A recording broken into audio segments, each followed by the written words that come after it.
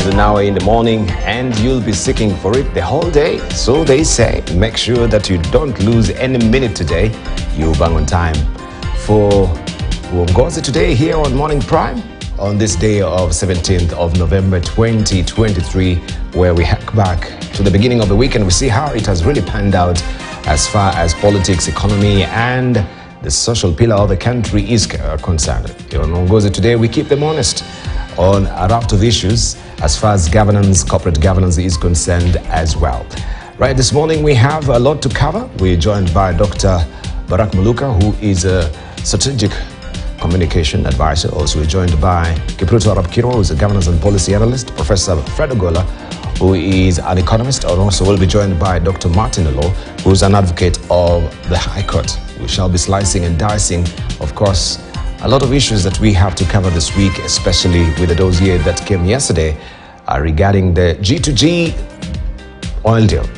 What is at issue? That is a question. The government has actually slighted this particular revelations from Raila Odinga as just mere pep talk. Or is it? We shall be looking at that as well. But let's see how the weather will be today so that you might be advised whether to carry your brolly or not.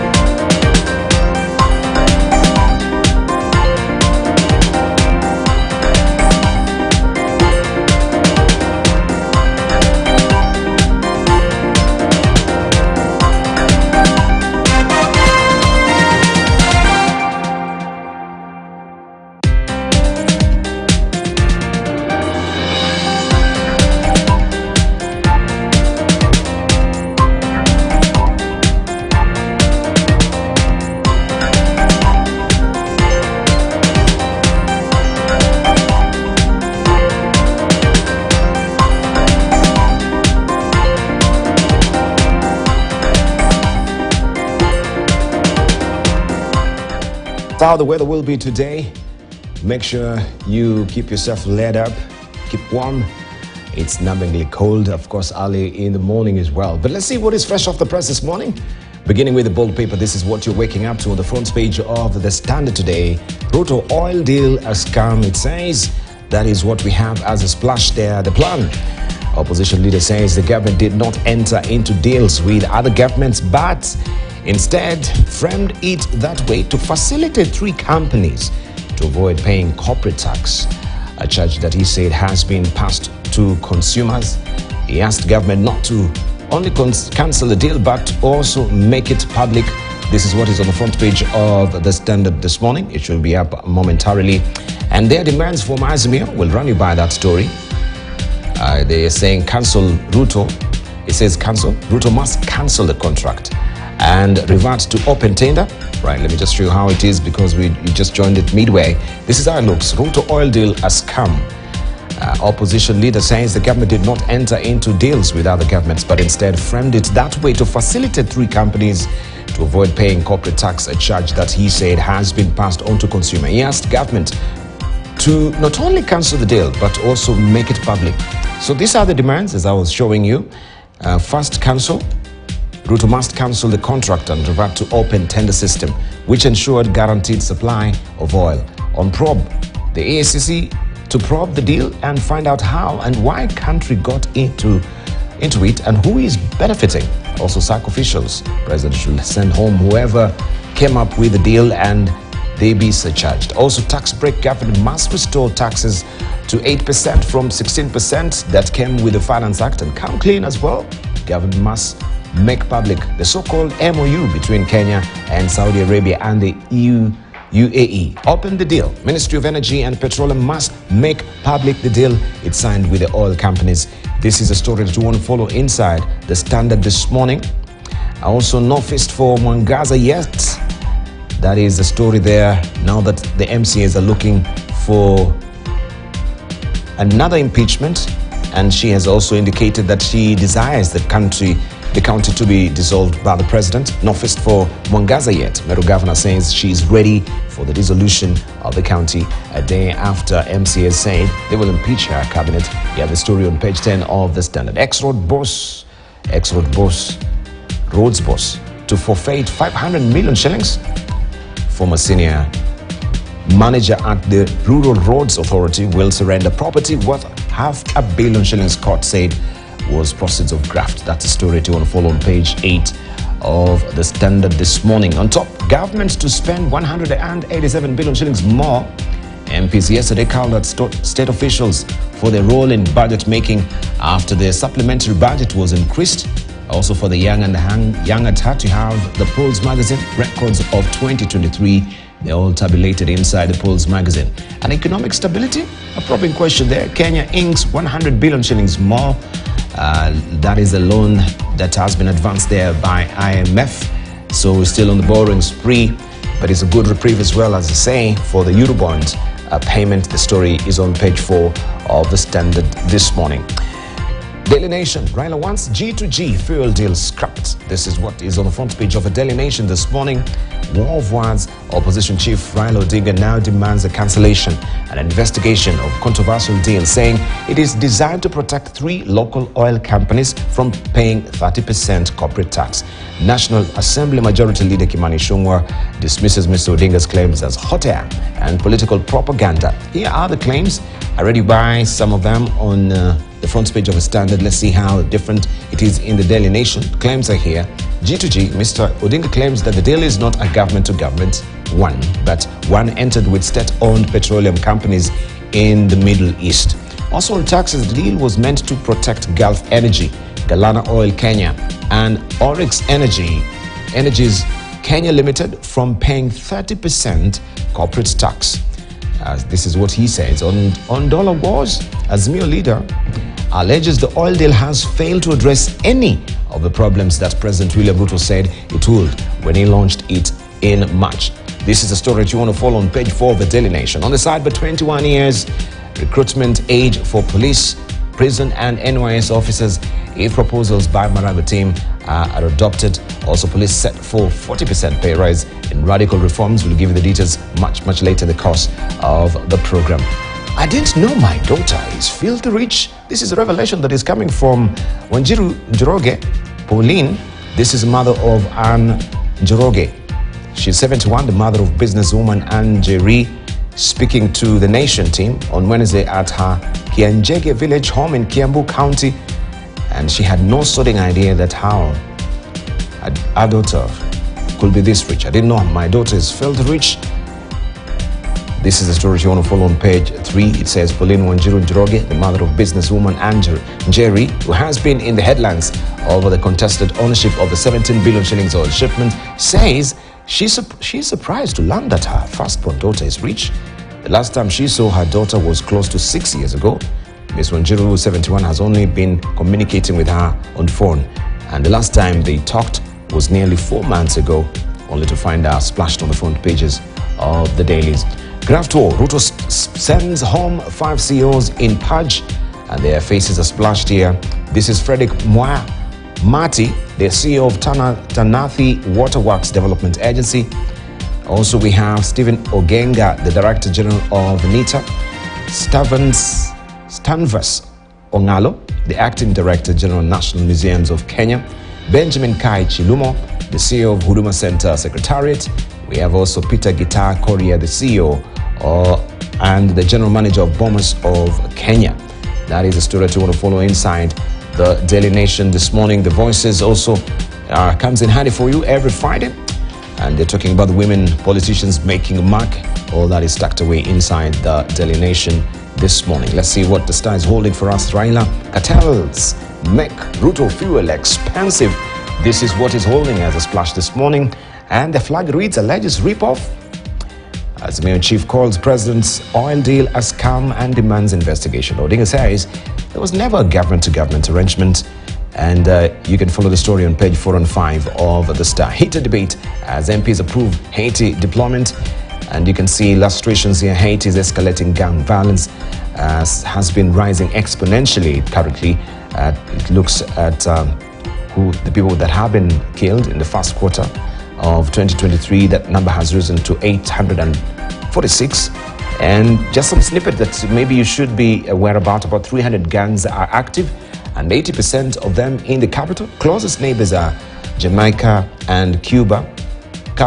Capital Port-au-Prince has 3 million people and also has a long history of powerful earthquakes. French is the official language. The people practice voodoo, and poorest country in the Caribbean. Violence has claimed 1 million lives since January 2023. You can follow the story inside the Star this morning. Koske orders suspension of 6 CEOs, cops accounted as well. Police officers lined up for pay rise in Maraga report on cases of fake academic papers rock Parliament. This story continues on page 6. So far, 25 personnel from the Parliamentary Service Commission have been sent home. You can follow the story inside the Star as well. JK mishaps. Is it a case of citizen saboteurs or simply shoddy work, sloppy work? That is where they are focusing their story. Succession was as well is tucked away inside the Siasa Pull-Out magazine that comes in handy for you inside the Star. People Daily, Raila to Ruto come clean on fuel deal is what is holding as a splash this morning. Was it government to government? That is a probing question, as Mayor Leader wants President to cancel supply contract with 2 Middle East companies, seeks truth on beneficiaries of pact, and which Kenya pays 180 days after receiving fuel. Seems that is what is headlining across the dailies this morning, and you can follow the story on page 4 of the People Daily this morning. And exchanges are here. Have Kenya firms in fuel deal been paying tax? Why is shilling still weak against the dollar? And why has the dollar shortage persisted if fuel contract is working? This is what Azmi Chief is asking. Ishungwa hits back at former PM. He says substantiate. Majority leader in the National Assembly challenges ODM leader to prove tax evasion claims. That is the rejoinder there. And also Azmi to call fresh protest. That is the next action there. Floods have claimed 46 lives so far. This is what Red Cross is saying. You can read all about it inside the People Daily this morning. Ni bonge la skendo. That is what is on the front page of Taifa Leo. Ni bonge la skendo. Right? That is the coinage of the Swahili word for scandal. Odinga asema mpango wa uagizaji mafuta uliotangazwa na Ruto Aprili ni kashfa iliyochangia gharama ya maisha kupanda. You can follow the story inside Taifa Leo this morning. And we can buckle now to business. But looking on top there on the flag, Mwangaza sasa aunga kaunti ya Meru ivunjwe. Wabunge wakaidi mahakama. You can read all about it also on page 2 of Taifa Leo. As we buckle down to business, IMF is rescuing Kenya from 300 billion shilling zero bond scare.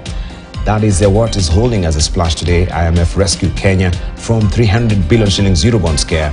Lend approves additional 142.6 billion shillings to Kenya. State plans fast 45 billion shillings installment in December. And this continues on page 2 of the Business Daily today. Payroll taxes register biggest shortfall since COVID-19. There has been, of course, a very dismal falling there as far as payroll is concerned. After many people were laid off, that is also affecting the KRA pay-as-you-earn collections. IFC, I should say, invests 32 billion shillings in Kenya biofuel project, and KPA boss admits one community dominates its workforce. The Kenya Ports Authority has admitted the majority of its employees are from one dominant ethnic community after it absorbed the staff of the defunct Kenya Ferry Services. That story continues on page 4 of the Business Daily this morning. In Uganda, this is what you're waking up to. Among slams brakes on agencies mergers. Speaker of Parliament yesterday asked pertinent questions about the process government was following to rationalize and merge over two dozen agencies. You have a story on page 4 of the Daily Monitor. And yesterday was a big day there. Zinga wedding to last only 2 hours. All roads, it says here, lead to Busoga as the clock runs down on the long-awaited royal wedding in Busoga. The Kingdom Prime Minister has said exchanges of vows at Christ Cathedral in Bugembe will only last 2 hours. And you can follow the story on page 3 of the Daily Monitor. And this is a princess.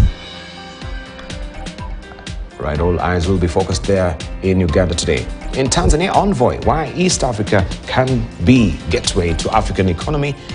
This is what Australia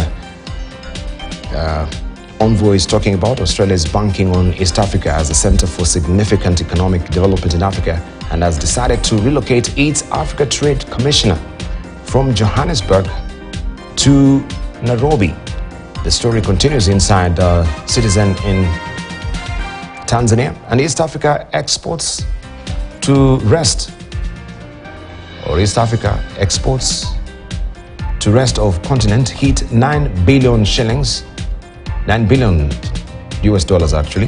That is the story that you want to follow inside the Citizen this morning. Denmark reverses decision to close its embassy, and you can read all about it inside the Citizen as well. In Rwanda, Rwanda installed floods monitors on Nile basin, rivers and lakes. It's of course a devastation that is affecting every East African community member. The monitors effectively communicate fluctuations in water levels every 5 minutes. And this is a story that continues on page 3 of the New Times. Maybe we should borrow a leaf from Rwanda, this installation here, because we also being devastated by this developments of the floods as well. Over 160 asylum seekers from Libya arrive in Rwanda. Over 160 asylum seekers from Libya arrive in Rwanda. And you can just see the picture there, some of 169 asylum seekers from Libya arriving in Kigali International Airport yesterday. That was on Thursday, November the 16th. The new group is composed by people originating from Eritrea, Sudan, Ethiopia, Somalia, and South Sudan. They will be accommodated in Gashora Transit Center in Busegera District. And also this follows the big blow that the Supreme Court of UK determined on Wednesday regarding the UK-Rwanda migrant asylum deal, that now the Prime Minister has to go back to the drawing board to see what is the way forward. I shall be showing you our international publications, Economist as well, and the Newsweek, amongst others, as we continue pace with the conversation here this morning. But I want to unveil our guest already here up and early in studio, who will take us through the conversations that we have this morning, also harking back since the weekend as well. We know on Monday was a tree planting day. Allow me to introduce Kipruto Rapkiwa, who is the governance and policy analyst. Also, we have Barak Muluka with us as well. Dr. Barak Muluka is a strategic communications advisor. We have also with us Professor Fred Ogola, who is an economist and an advocate of the High Court, Dr. Martin Onlo, also head of School of Law at the Daystar University. All right, let's begin with the Kipruto Rapkiwa. First of all, some good news for farmers. We have the NCBP saying that we can actually now buy your maize at 4,000 shillings. I know you're a farmer, but also I've seen a lot of them have been turned away because they're saying the maize quality is not at par. That aflatoxins or elements of aflatoxins seems to be besmirching this maize. Yeah, thank you, Diban, for this opportunity. And good morning, viewers all over the country and wherever you watch KTN. There are a number of challenges that this administration doesn't seem to understand about farming. One, they have restricted the maize from being exported to Uganda. Uganda is retailing at 4,600 a bag of 90 kilos. and yet the cost of production in Uganda is about 20,000, while the cost of production in Kenya is about 40,000. This therefore means there is a mismatch between the cost of production and here and the cost of one bag, which is now retailing in Trans Nzoia 3,500, while the offer of 4,000 is still low. There are a number of challenges. The parameters, including the so-called aflatoxin, are parameters that cannot be determined by looking at just the seed or the seed oil itself, because it is scientific and is supposed to be done through lab analysis.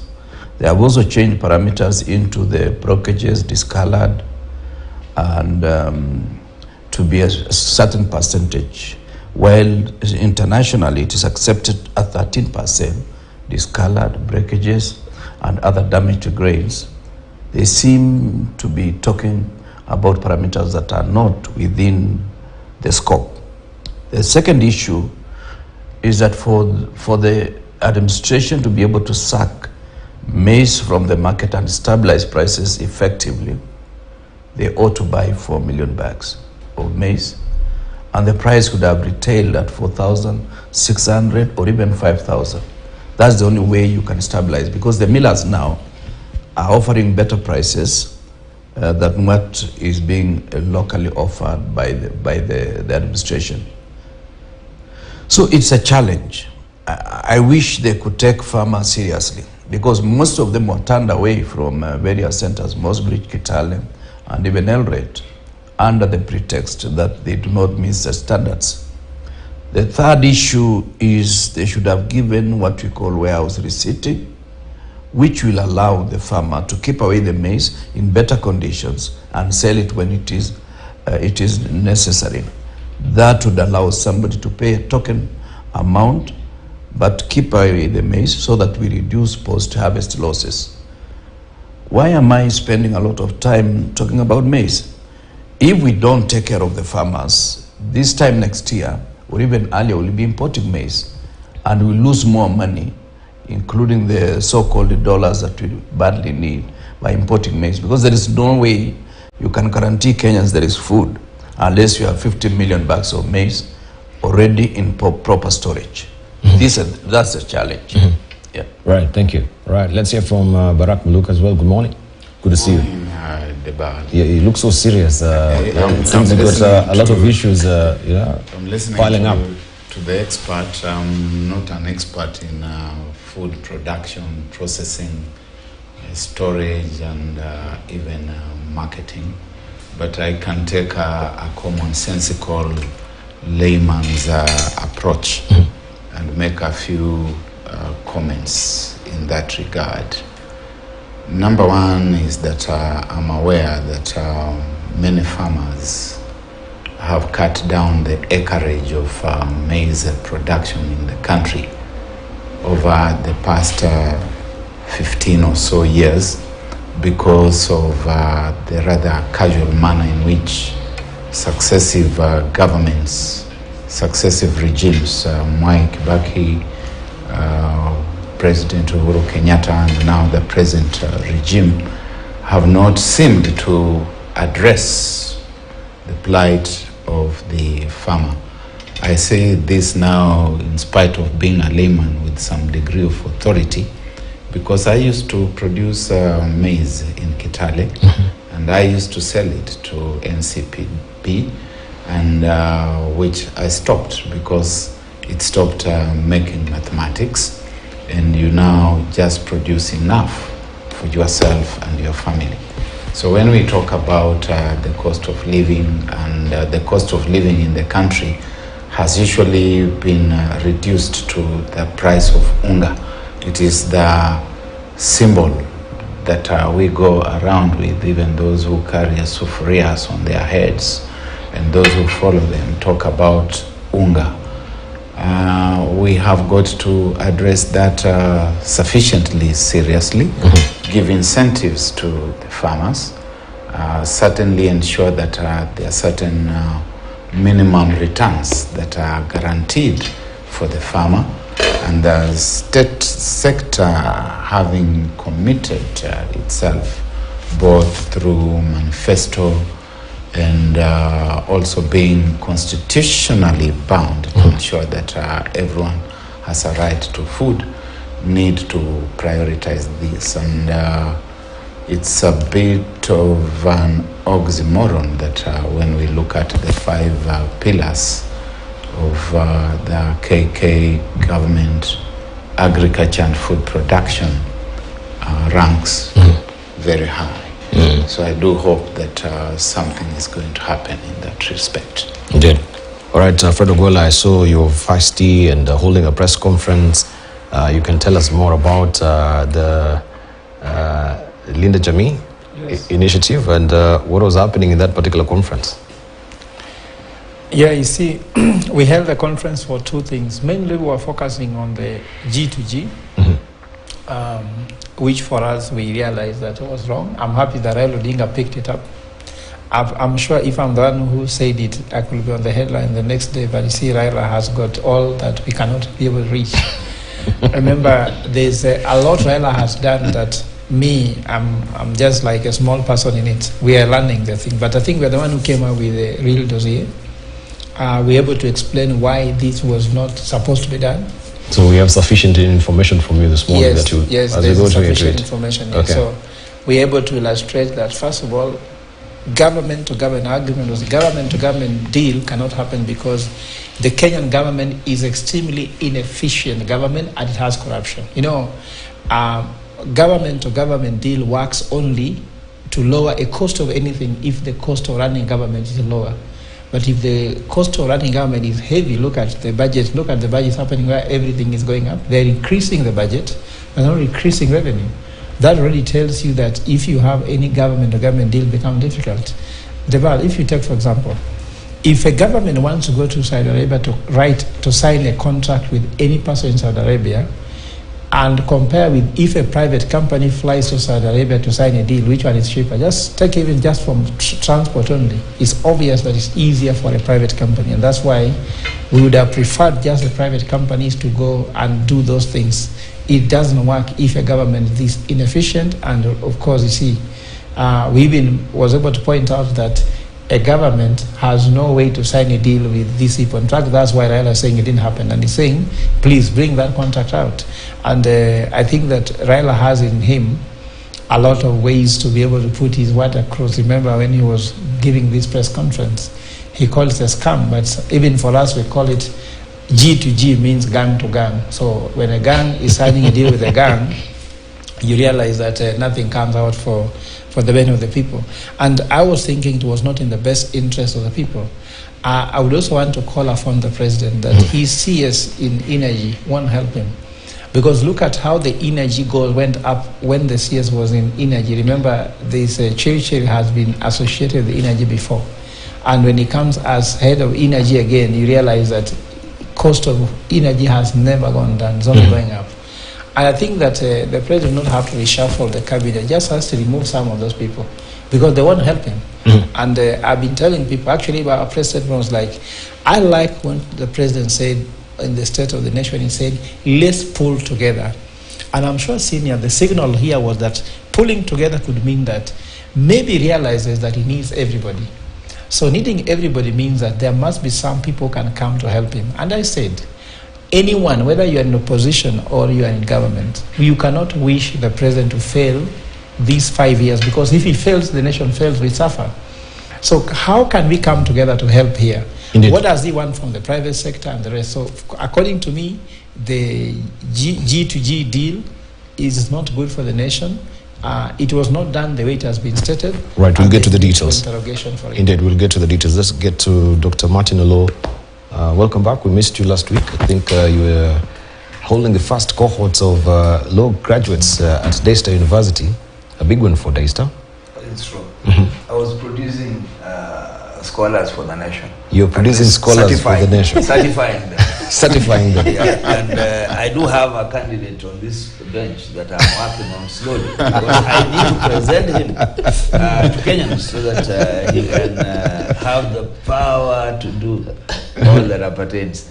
No, thanks for having me back, Dibal. I'm glad to hear, I'm seated next to Solomonic wisdom, and then I have just heard from the expert on agriculture, and not so much of an expert, but some farmer. So that's good. Yes, I represent the farmer. Yes, at least, which is a good thing.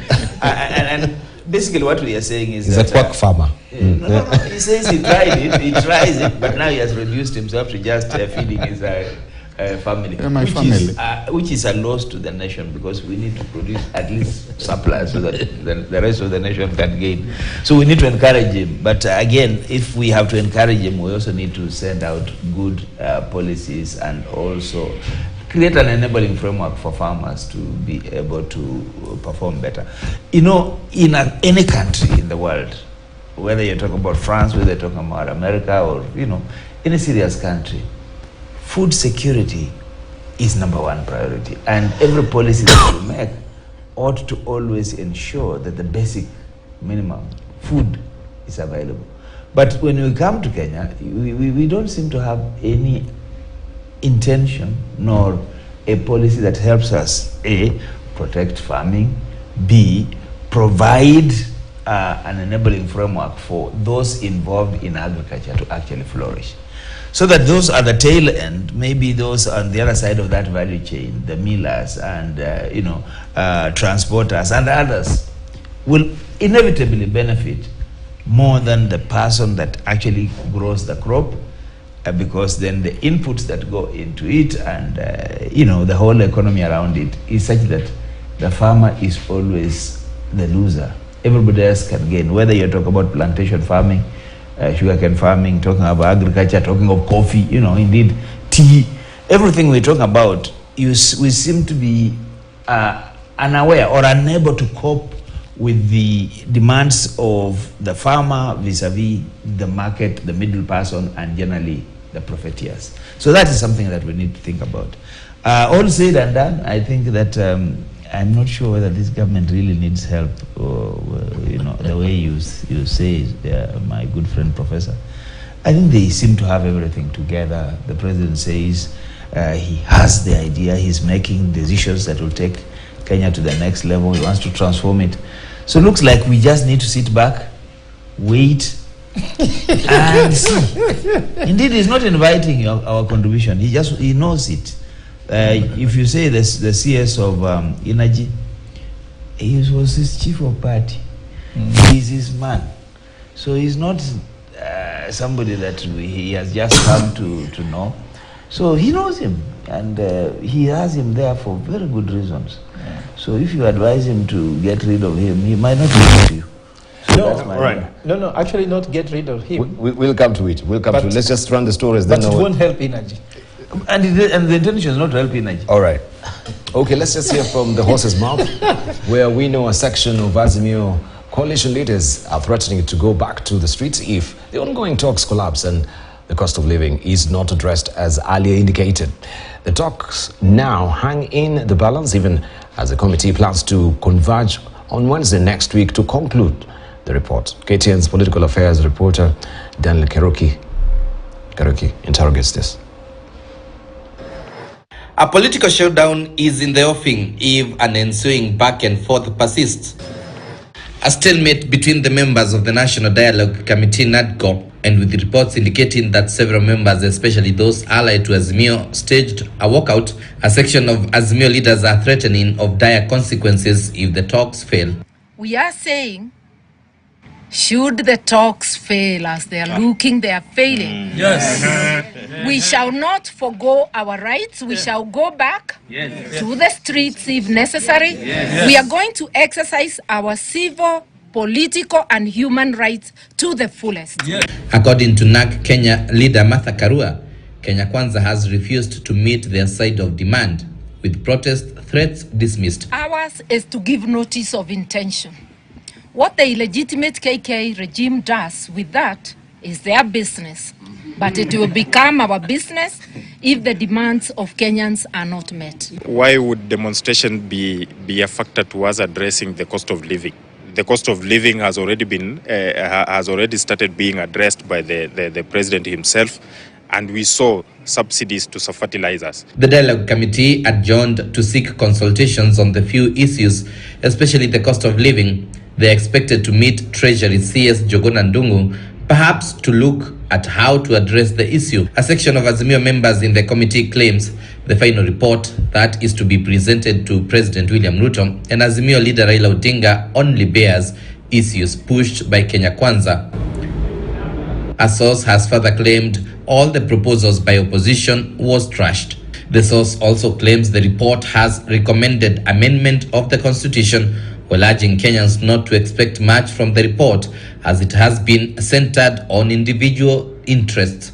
A section of Kenya Kwanza leaders led by Sabatia MP Clement Sloya have told off Azimio, accusing them of introducing fresh demands. But you will find those people surrounding the leader of the opposition, Raila Odinga, would want to drag him behind by ensuring that he fronts the issues that are of interest to themselves. But the Ruto government cannot be sabotaged right now because he has already opened up to dialogue with the opposition leaders. Why would somebody think he can sabotage President William Ruto right now? The government is firmly in place. The talks will resume Wednesday after a brief from the two coalitions heads. Daniel Kariuki, KTN News, Nairobi. Azimio la Umoja leader Raila Odinga is now demanding the immediate cancellation of the oil deal initiated by President William Ruto, branding it a grand scam that has left the nation in turmoil. According to Raila, the deal went against the initial government-to-government oil deal, and it still remains a mystery how Gulf Energy, Galana Oil Kenya Limited, and Oryx Energies Kenya Limited got nominated to handle local logistics. Raila claims that the deal signed mid this year has seen Kenya lose billions of shillings in taxes since the three companies picked to spread or to spearhead, I should say, the deal, do not pay the 30% corporate tax while prices of fuel continue to escalate. Chris Tairo has more. In a bid to deal with the shortage and skyrocketing prices of fuel in the country, the Kenya Kwanza administration announced that there was a government-to-government memorandum of understanding with Saudi Arabia and the United Arab Emirates to supply of oil to Kenya on favorable terms. Nearly 9 months into the deal, and Azimio leader Raila Odinga has come out to raise a red flag that indeed Kenyans might have been conned. There was no G2G. Kenya government did not sign any contract with Saudi Arabia or the United Arab Emirates. Only the Ministry of Energy and Petroleum signed a deal with the state-owned petroleum companies in the Middle East. Why Ruto chose to characterize the deal as a G2G is the first red flag that points to mischief in this deal. According to the opposition leader, the deal has not addressed any of the problems that the Kenya Kwanza administration had indicated would solve for Kenyans. The scarcity of the dollar has continued. 5. The landlocked countries that depend on us for oil are abandoning our pipeline because it has become too expensive. Raila claims that in that deal, only 3 companies are benefiting. Our Gulf Energy, Galana Oil Kenya Limited, and Oryx Energies Kenya Limited got nominated to handle local logistics. But the hand-picked distributors are selling oil to us at almost twice the price from bulk suppliers.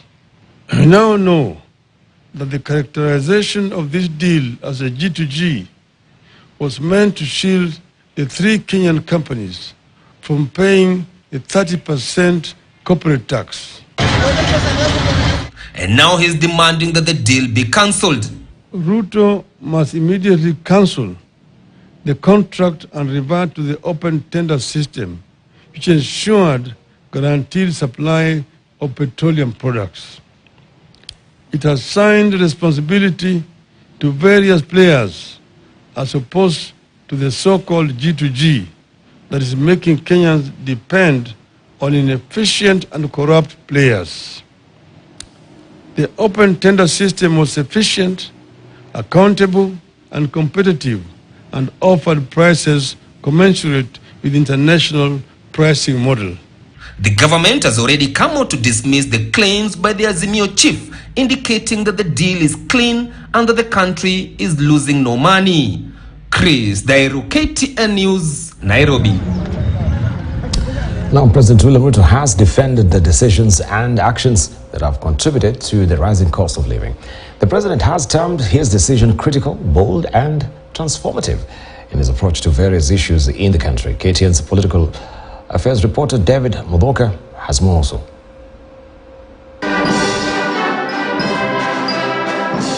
President William Ruto was at the two-day National Executive Retreat held at the Edge Convention Center in South Sea, Nairobi on Thursday. All cabinet secretaries, principal secretaries, and their advisors attended the retreat convened by the President Ruto government to reflect on the hits and misses of its first year in power. While addressing the men and women he has hired to assist him deliver the Kenya Kwanza plan, President Ruto defended his decisions and actions, some of which have seen the high cost of living skyrocket and taxation increase in the past 1 year of the Kenya Kwanza administration. We've had to make very important decisions. Sometimes not very easy, sometimes not very pleasant, very difficult decisions to be able to take the country forward. But the underlying principle here is we must always, and I want to tell you as members of this team, we must always make the right decision, however difficult it may be. The head of state maintained that his focus was long-term and for the greater good of Kenyans, a majority of whom have been hit hard by the runaway cost of living in the country in recent months. We must always focus on making the right decisions, and we must always focus on the greater good of the Republic of Kenya, and we must never be short-termist. The president went on to heap praises on his cabinet secretaries and principal secretaries, describing them as the men and women who will turn things around for the rest of the country. I have interacted with each and every one of you in different ways. We have consulted, we have discussed, we have exchanged ideas, we've sat in different meetings together. And I want to say that this team has gelled into one team. From where I sit, I am 100% sure that you have no intention whatsoever to have your contract terminated. You intend to have it renewed, and you expect us to help you to fulfill your mandate with the people of Kenya. The prices of a majority of basic commodities, among them fuel, as well as the cost of government services such as ID and passport application, have been steadily on the rise since the current government came into power slightly over a year ago. David Muthoka, KTN News, Nairobi. All right, let's just begin from there, especially what has been headlining the story of the dailies today, the G2G deal, and now the quest from Azimio that this should be cancelled because Kenya has paid $238 million to Gulf companies, and of course they have been listed there by Raila Odinga under the G2G arrangement. And of course, despite the depreciation, I should say, of the shilling, it insists that G2G arrangement has been able to protect the economy from exchange rate volatility. It goes on to say that the National Treasury Cabinet Secretary, Professor Njuguna, noted that the first 3 letters of credit LCs issued under the arrangement had since been settled before maturity without distorting the forex market, and the Kenyan shilling shillings that paid for the local portion of super petrol and diesel inputs are credited to a separate escrow account. They are later converted into dollars as each individual letter of credit maturity date nears. Let's just begin from there, where it seems there's a lot of questions, especially on the letter of credit that seems to be like a contractual agreement on this government-to-government deal. With you, Barack Muluka, let's begin from there. What are you reading? First of all, let me pick it up from where Martin Olo left off. And Dr. Olo takes a rather cynical view of government and the goings-on. This is no time for cynicism. As citizens, we all have a stake in how our country is governed. We have a stake in the contracts and covenants that the government enters on our behalf, because government does not become an individual's or a group of people's private property, as has sometimes also been cynically rendered by the other side when someone says that it's about shareholding. I think that is blatantly wrong. It is our government, and we have a role. We must advise it, we must give it wisdom. And I've seen that part of the problem in Africa and in Kenya has generally been that once someone ascends to power, they become repositories of wisdom, and agreeing with them on everything that they do say becomes part of the measure of competence, that you are agreeing with me and therefore we are able to do the right thing. I think even well-meaning leaders will tend to get lost in the mire of having everyone saying, yes, you are right, you're on the correct path, and that alternative opinion would be seen as at once disrespect and disloyalty. There must be that scope for listening to the other voices, both from within and from without. Now, when it comes specifically to this G2G, government to government, the easiest thing is, of course, for the government to place the agreement on the table and say, this is the agreement that we have with the government of Saudi Arabia. This is the agreement we have with the other government. And citizens can interact with it. They have a stake in it. Citizens were told that the cost of fuel would go down, the cost of petroleum products across the board would go down, that the shilling would stabilize against the dollar, and in fact begin reversing the balance of that equation. It's not happening. And in all fairness, therefore, to Mr. Odinga and the political opposition, there is need for government to place the contract on the table. It is not adequate for Mr. Ichung'wah to tell off Mr. Odinga, just the same way it is not sufficient for Dr. Olo to take a cynical view of the whole thing. It's our country, it's about us, and the facts must be presented on the table. We cannot sit back and say, let us watch them fry themselves. If they fry themselves, we fry with them as well. Indeed. We can have also, it's very nostalgic that we were here before. We've seen Raila Odinga still on the podium talking about these exposés and some of his deals that seems to be shrouded with mystery. Eurobond was still the same. Up to now, still we have not figured out what Eurobond was meant to do, and we went for another one, and now the maturing of this payment is due in June next year, and we can see there is a reprieve from IMF because we've gotten an injection of almost $1 billion to that particular effect.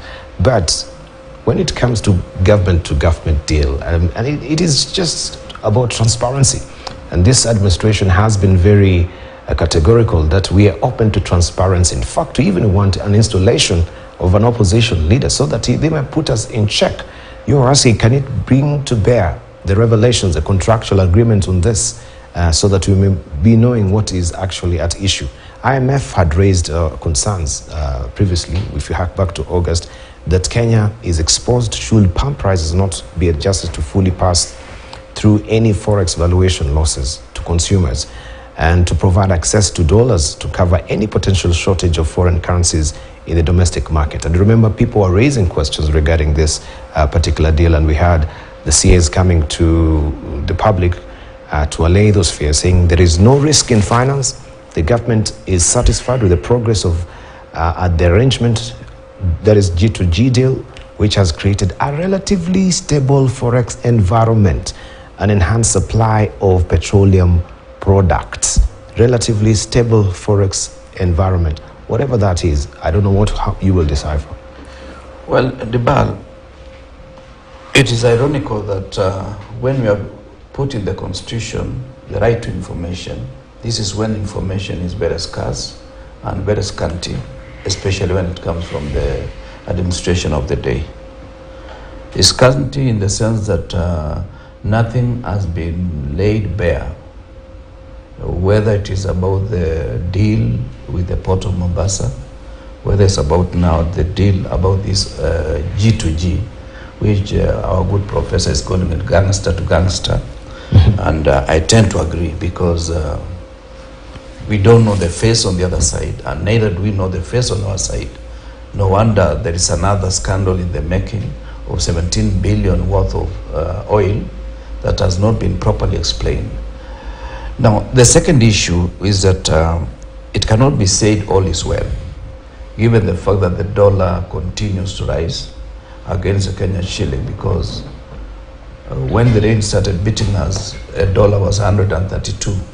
Now it's 159, and runs the risk of getting to 200, because there are many other activities in between that are not assisting to make the dollar weaker than it is. Why do I say so? In the East African region, Uganda shilling has gained a certain percentage, slightly better than the Tanzanian shilling.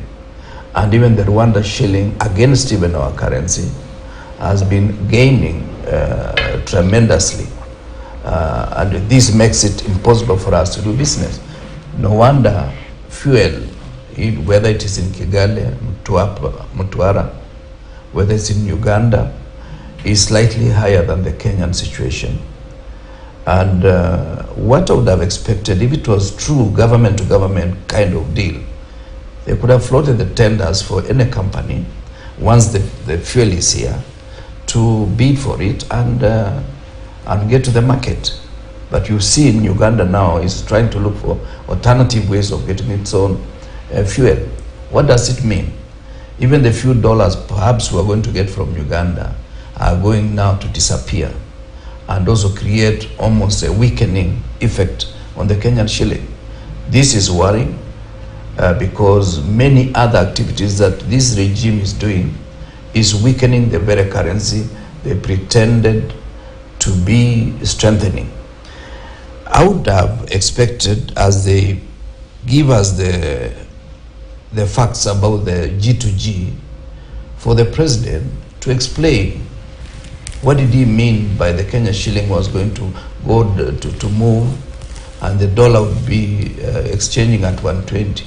And he emphasized perhaps at 115. It has never gone down, it has been going up.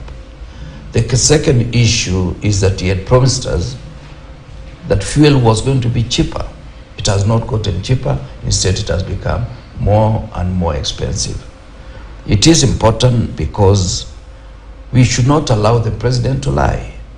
It is criminal for the president to lie, because if we lose faith in the president of the republic, who else are we going to believe?